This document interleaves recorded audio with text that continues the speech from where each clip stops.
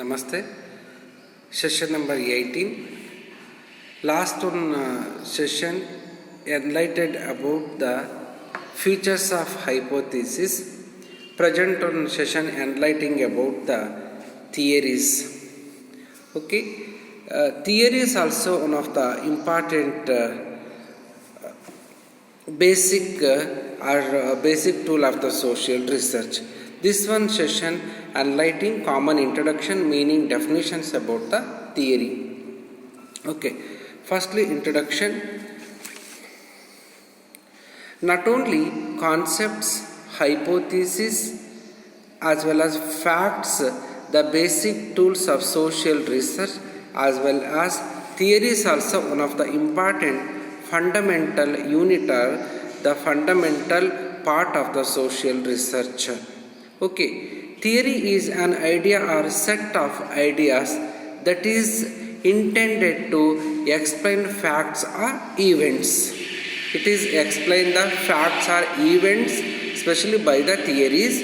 Theories are formulated to explain, predict and understand phenomenon. There is a close relationship between theory and research. It provides conceptual model for the research, and research in turn contributes to the theory.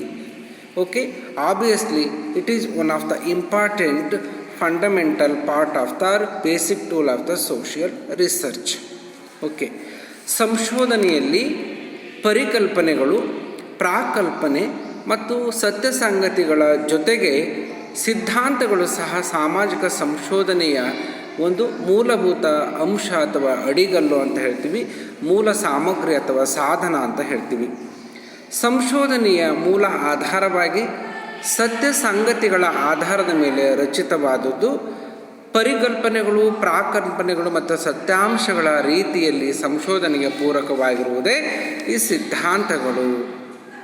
Okay, meaning about the theories. Theories are nothing but a thinker's thought and their opinions about the particular subject. Okay, any kind of philosophers or thinkers' important thought, nothing but a theories.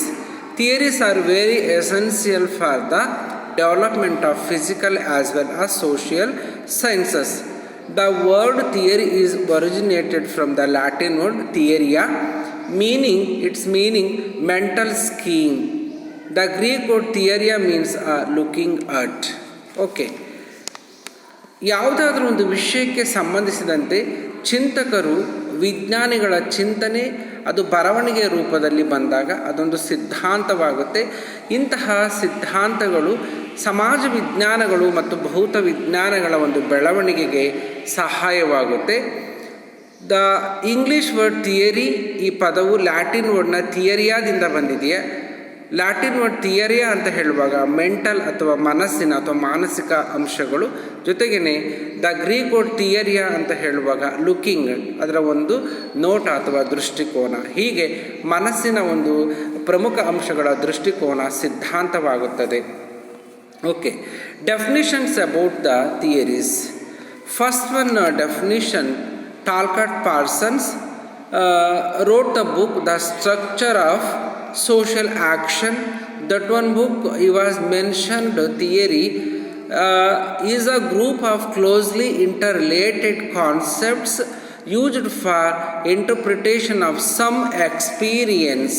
According to him, the group of closely interrelated or correlated, especially concepts used for interpretation of some experiences.